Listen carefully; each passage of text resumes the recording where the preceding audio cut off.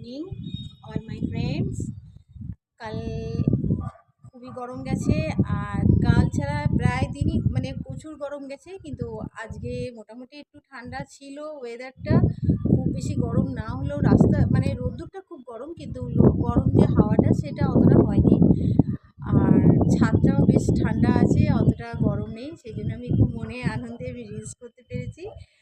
আর আমি যা অনেক দিন ধরে রিলস বলতে গেলে ঠিকঠাক করি না, কারণ এত গরম যে খুব প্রবলেম ঘটে। আর বিশেষ করে আমার ওই ছোট্ট ডগি দুটোকে দেখছো, ওদের জন্য আমি আরও রিলস করতে, কারণ ওরা খুব কষ্ট পাচ্ছিল সবসময়, মানে একটা মানে ওদের শরীরে কষ্ট ছিল গরমে। আর আমার রিলসের থেকেও আমার এই ডগেরা বেশি আমার কাছে ইম্পর্টেন্ট।